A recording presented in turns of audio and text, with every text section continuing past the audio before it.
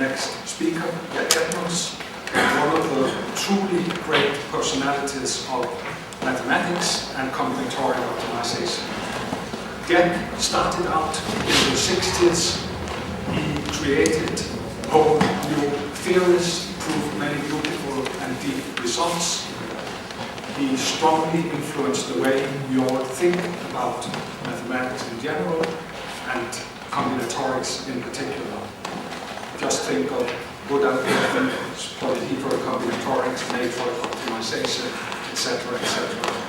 I attended Edmonds' lectures in Waterloo in 1973, and I have since had the pleasure from time to time. And Jack's lectures are always eye-opening and very interesting. So I'm very happy to ask you to step forward and present your lecture on Egerváry-type theorems and polymatroid integration. Please. Thank you very much, Ernie and Andre, Carol, Peter, many others here.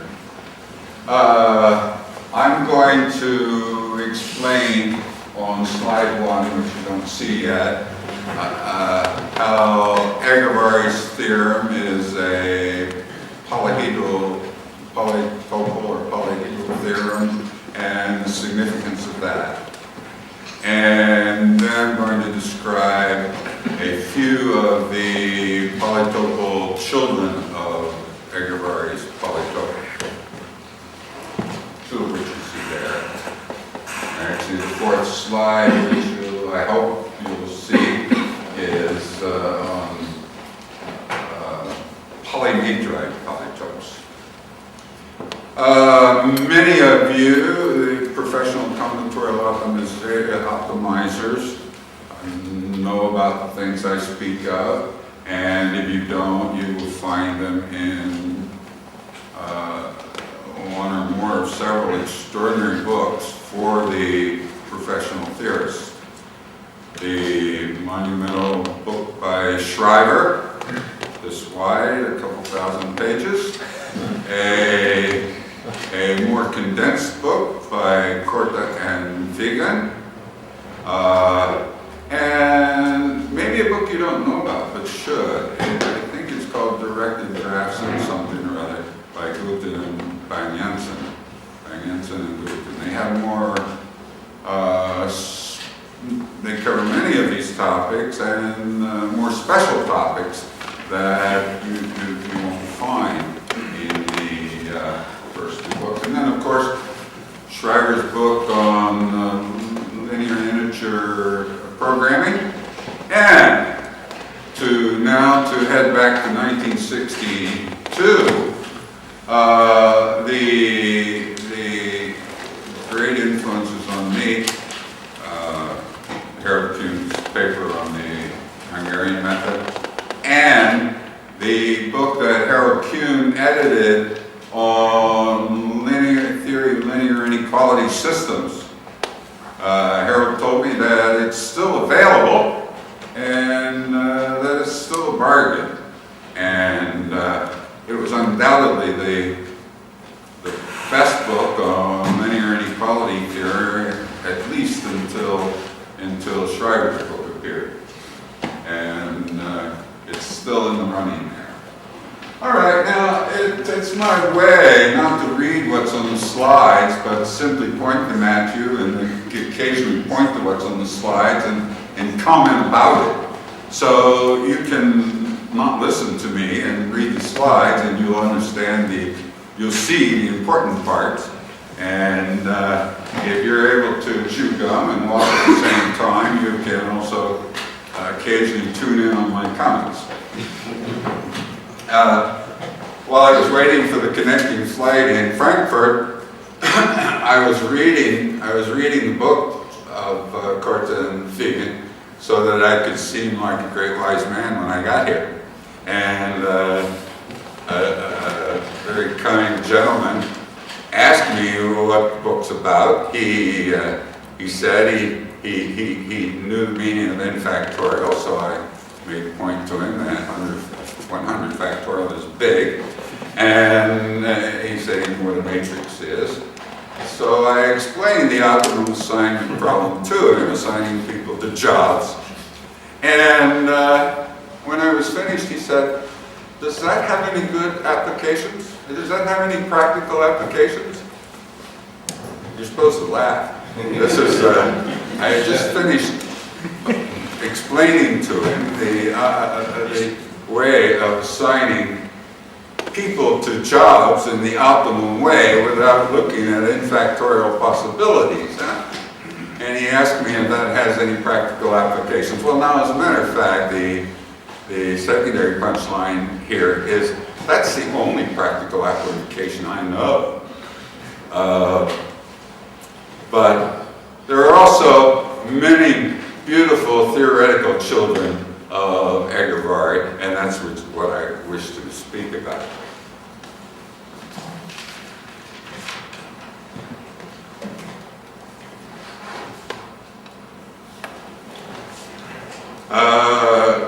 Harold described it in matrix form. There it is in bipartite graph form.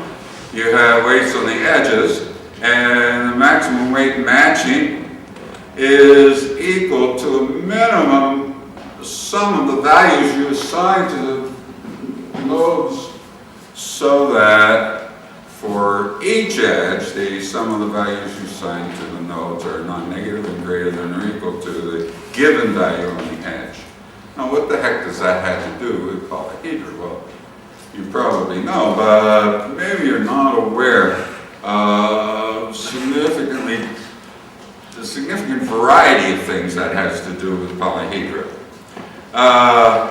And it depends on three concepts of vertex of a polyhedra. I'll speak of polytope just for simplicity. So the vertices of a polytope, so a bounded set given by a finite set of linear inequalities, and the basic feasible solutions are it's another name for vertex. It's what you get by setting a subset of the inequalities to be equations and then get a unique solution. A feasible point that you can get is a unique solution by setting a subset of your inequalities to be equations. Now, that concept of vertex really didn't come in, I think, until the 50s when Kuhn and particularly Alan Hoffman and Danzig were using this concept of vertex to prove that the vertices of the Egerváry polytope indeed are 0, 1 valued vectors. The Egerváry polytope is,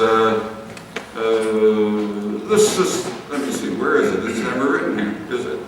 Have I written it anywhere? Well, it says that each variable is non-negative, each variable x sub j is non-negative.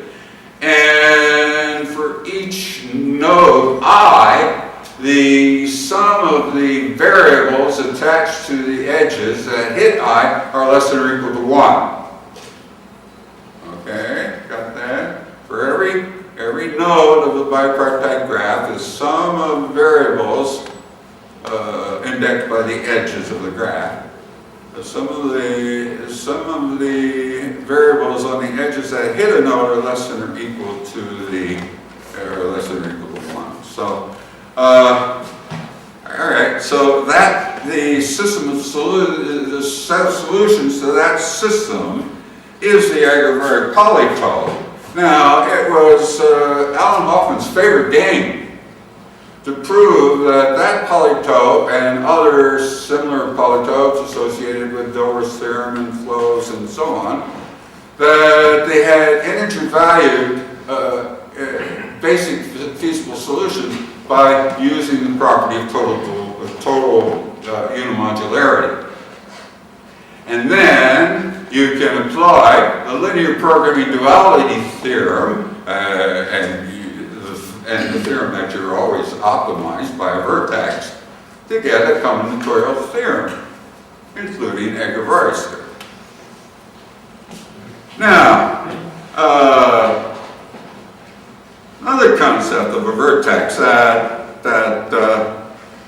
wasn't used that much at that time, and I quite liked it when it occurred to me, is, well, if you have the min-max optimization theorem, it implies what the vertices are. It goes both ways. Huh? If you know what the vertices are, you can apply LP duality and get the combinatorial min-max by the fact that you're optimized by vertices. But if you know the combinatorial min-max for all weights, that implies what the vertices are, because a second property of a vertex is that a vertex is a point in the polytope such that there's some linear function that's optimized only by it. First, it optimizes all linear functions, but there's some, at least one, that's optimized only by it. So the min-max tells you what the vertices are. So Egerváry gave a proof that the vertices of that polytope were 0, 1 value. And that's the very same, that indeed is the kind of proof that I took up using to prove that other polytopes are integer values. By algorithm, by generalization of Hungarian method, the algorithm stopped with min-maxes, and the min-max implies the polytope. But the polytope is a nicer, shorter way to say it than the min-max, and you can always apply LP duality to that.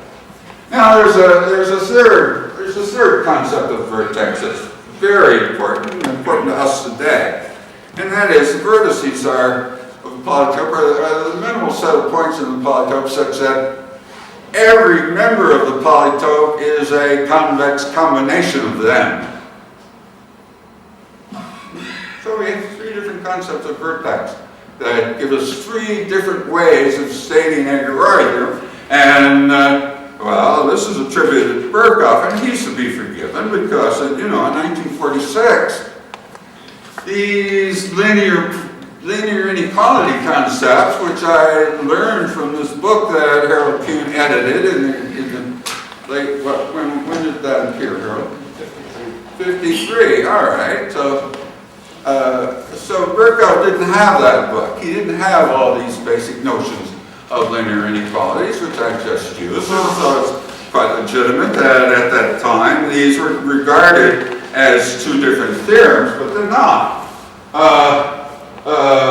For a bipartite graph, a point X is a convex combination of the 0, 1 vectors of matchings. That is a vector, x0, is a convex combination of matchings of G, that is 0, 1 incident vectors of matching, if and only if it's in that polytope. Oh, there's the Egerváry polytope right there. I did write it down, okay. All right, now, here's what turned me on in 1962. I was absolutely, it blew my mind when I was trying to figure out what the hell the marriage theorem is saying, These girls can marry, all these girls can marry boys. It's for every subset of girls. For every subset of girls? What kind of characterization is that? But studying this theorem dawned on me, what it is saying is that all the girls can marry boys that love her, that love them. Even only, if and only if, this even only if stuff is what set back mathematics at least 50 years. Either each of the girls can marry a boy that loves them, or there exists some subset of girls, at least one subset of girls, that are not loved by enough boys. Now the point of this is, if your boss asked you to work for a marriage broker, your boss asked you to marry off all of these girls and you can't find a way to do it, well, you can find a way to do it, but you show him a way to do it, he's happy. But if you can't find a way to do it, what do you show him? You show him one subset of girls who aren't loved by enough boys. Well, this idea drove me, and immediately I was led to Harold's Hungarian method and to the Egerváry theorem and to theory of linear inequality, and I became completely driven by the idea of a good polytope. I didn't know any good polytopes other than the Egerváry polytope, but there must be others. Well, I knew others that were implied by total unimodularity. I knew others, but others than total unimodularity. And I just became driven to find good polytopes. Now, you may be acquainted with the notion of good algorithm. It's quite precise. Good characterization. Good characterization. Books use it, and many people in the Egerváry group here use the idea of a good characterization. It means that you have a certification when something's not true that's can be verified in polytime. You have a certification, a formula. You have a formula certifying when something is true that can be verified in polytime. You have a formula that certifies when something is not true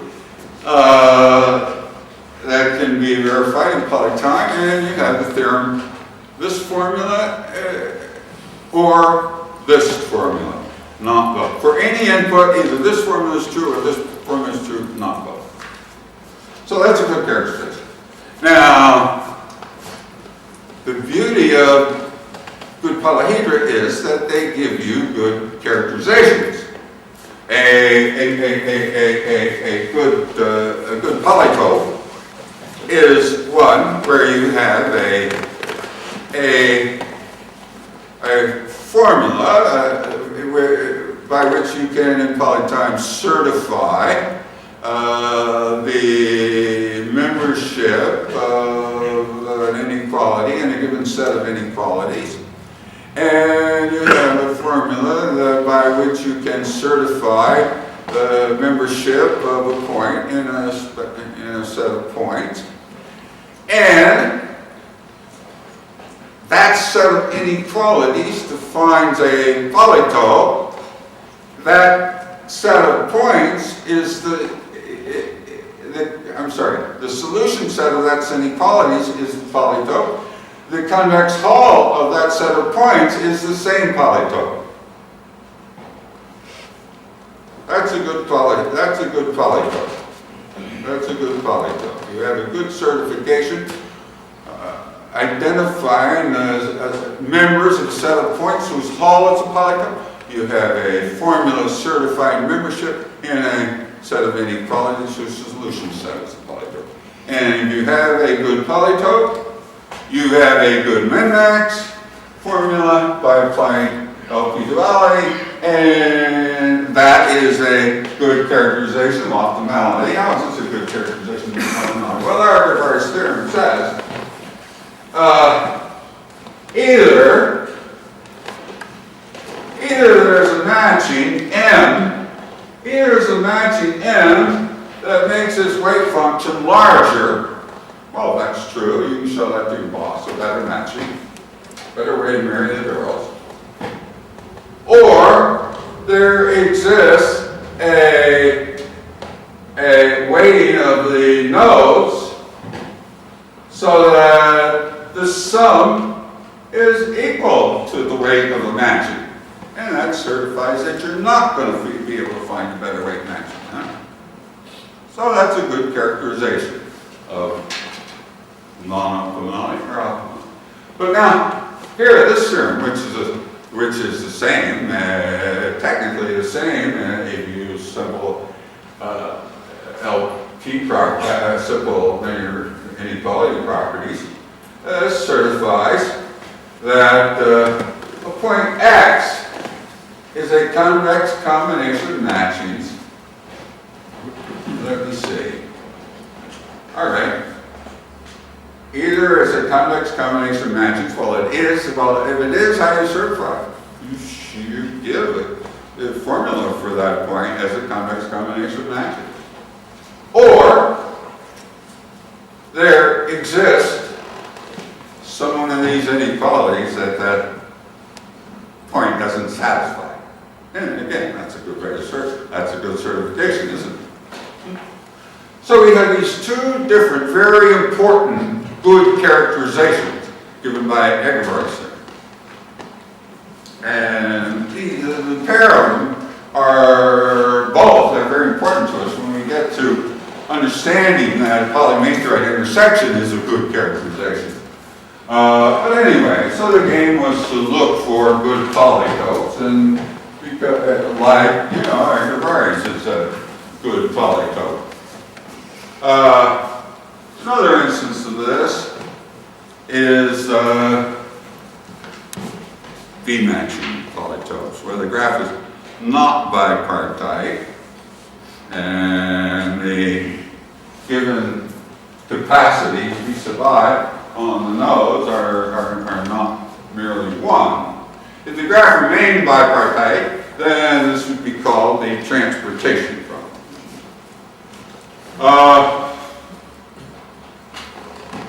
Blah, blah, blah, blah, blah, blah, blah, blah. There are lots of inequalities there. Lex proposed finding a small number of inequalities and then projecting for the same problem, but that really makes no difference as far as complexity of the problem is. It's a good characterization of optimality. Set the same, wave my arms in the same way I did for that. You know, it doesn't matter that we have an exponential collection of inequalities here. All you have to do is this is, we're talking about the polytope here. Now, I haven't bothered to state the min-max theorem. Okay, but we have the min-max theorem, the maximum of Cx, a linear function Cx, subject to this, okay, is the same thing as maximum of Cx over integer valued solutions to this. We don't need these extra inequalities if we're saying integer valued solutions to this. So what we're talking about here is an integer linear programming problem. The point here is that if you add this exponentially large collection of additional inequalities to the Egerváry form, then you have the integer valued solutions to that. You have that every vertex of this polytope is an integer valued solution to this polytope, and you still have that every integer valued solutions in there. But now, because every vertex is integer valued, you can just apply linear programming to get a good characterization. Well, linear programming applied to an exponential number of inequalities gives you good characterization just as well, no matter how big it is. So that doesn't matter. My colleagues, Alice Johnson and Bill Pullyblank, in this work, we developed algorithms. I still have, Bill, I think I still have in my basement the deck of the punch cards, a stack of punch cards of Blossom 2, which was our second algorithm for this integer programming problem. And I want a copy of Blossom, whatever number it is, that presumably is implemented on BlueGene, as well as a chart of running times. Will you get that to me? I will get you a BlueGene to run it on too. All right. Okay. This is called Total Rank 1 because the way you get these inequalities is take linear combinations, non-negative linear combinations of these inequalities, and then round down the fractions, round them down to integers. You can round down the halves you get here because your x is non-negative, so you're not losing anything so you're maintaining the inequality by throwing out the variables fractional coefficients. And now that makes this side integer valued for any integer valued x, and so you can round down this side too. That's the basic concept of the government cutting plane algorithms. And it turns out that for matching problems, it works. I would say, to give you the whole, to me, perhaps the biggest open problem in combinatorial optimization is to find some other integer programming problems for which you can derive good polytopes. I define good polytopes. Naturally, you get a good, well-characterized system of linear inequalities by applying this cutting process, taking linear combinations and applying this cutting process not too many times, right? And that gives you a well-certified set of inequalities, and now you have a well-certified, you hope to have your well-certified set of integer solutions as the vertices of that. Well, it's very frustrating that this is essentially the only instance of that I've ever been able to find. But there's got to be a lot more there. In that sense, I'd like to remark that, these, for the combinatorists, these min-max theorems, these purely combinatorial min-max theorems are pretty. But the only reason they're practical at this stage in the development of combinatorial optimization is that the good polytopes are so damn simple.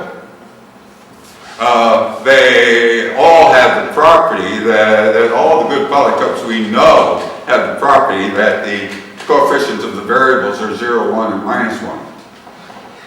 Now, someday, I don't know, who knows how many years, but someday somebody's going to find a good class or a class of good polytopes where the matrix of coefficients of the linear inequalities is not simply 0, 1, -1, and then it's going to be damn tough to state that in a form to please the man in the Frankfurt plane station, or any graph theorist.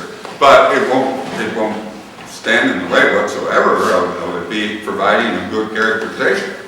If you have a good formula for a system of linear inequalities, and that gives you a polytope where you have a good formula for the set of solutions that includes the vertices, it doesn't matter that you can state it as a min-max. The LP duality applied to the polytope does it for you. And well, that's what we have to expect in the future of combinatorial optimization. Perfect graph polytope. Now they're unusually simple to state. They're simply polytopes where the inequalities are, well, the coefficients of the variables are 0, 1, like in all of the others, but the right-hand sides are all simply 1. And, it's clear that the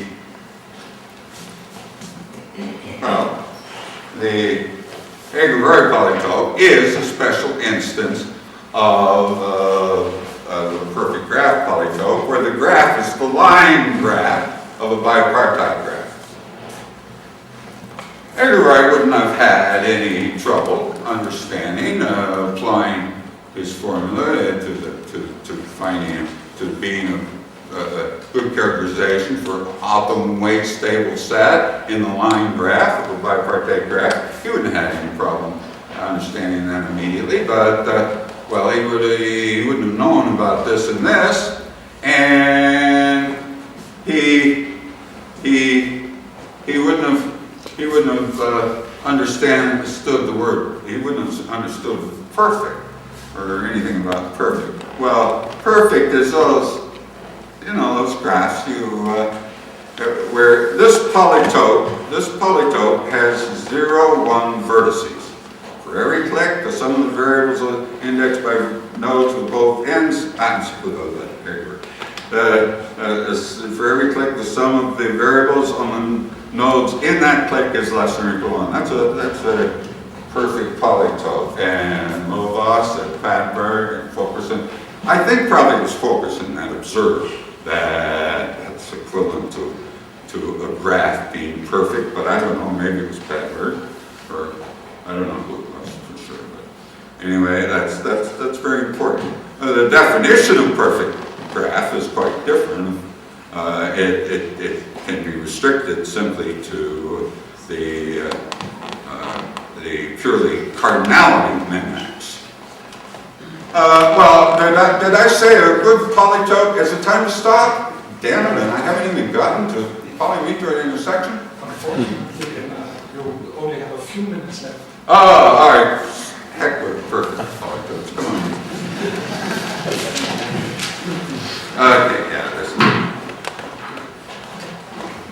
All right. So this is work that's developed by many people, including Giles and Frank. Had wonderful results on submodularity and polytopes and such. A submodular function you see there. That's a submodular set function. This is one where every pair of subsets satisfies X cardinality. Monotone means that non-negative, well, zero value on the empty set, and monotonous implies non-negativity of this whole thing. So that's a polymatroid set function. Now, any submodular set function doesn't have to be monotone, but we can effectively make it monotone. Any submodular function, the subsets of E, we can express it in the form, wherever you express it, this form. This is any submodular function. We can express it in this form, where this is a polymatroid function, in other words, monotone and non-negative. This is a modular function, non-negative and monotone. Modular means all right. So any submodular function, we just forget about the constant. Now, polymatroid functions are nicer to work with, but also we haven't defined a polymatroid yet, only a polymatroid function. A polymatroid is exactly the same idea as a matroid. Here we have every subvector of an independent vector in the polymatroid is independent. And here, for any vector corresponding to any set, every maximal independent vector that's less than or equal to that arbitrary given vector has the same size. As size means the sum of its components. And that size is naturally called the rank of that vector A. Now, does that remind you of the definition of a matroid? I hope so. It's a direct translation of vectors of the most popular definition of a matroid. Huh? So I like that way of introducing polymatroids rather than some people have gotten in the habit of slipping over this theorem entirely and simply defining it as the solution set of, defining it in this way. Given a polymatroid function, then that solution set. But it's much better to derive that the two are coextensive, that indeed any polymatroid is the polytope given in that way. All right, and we have the greedy algorithm for polymatroids, and we have the polymatroid intersection, and the chairman is making me stop. Thank you.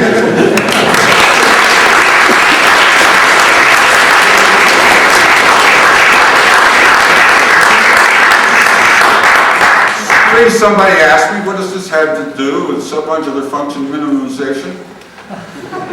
Yeah, exactly. Was that anything to do with some modular function minimization? Yes. Yeah. Our formula for rank of a vector in a polymatroid is our formula for our general submodular function. So in our definition of polymatroid, you simply push up until you bump into A. You stay in your polymatroid and push up and take the maximum vector until you bump into A. And when you do that, you have minimized the general submodular function. That's what it is. No problem. Now, there are a few problems.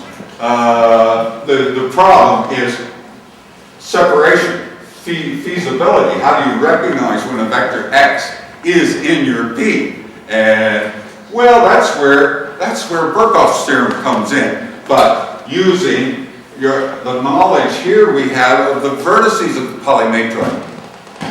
Because we know the vertices of this greedy algorithm says that these vectors here optimize any linear function. So that means these are the vertices.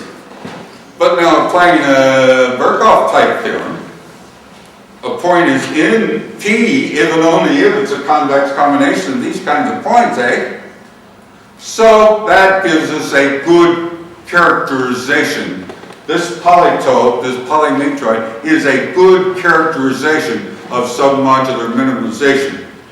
We display a vector that's a convex combination of these vectors. That proves that our vector is in the polytope. And we display the equality between the sum of the coordinates of that vector and this. And that proves that's a good characterization that we've minimized the submodular function. Thank you for asking.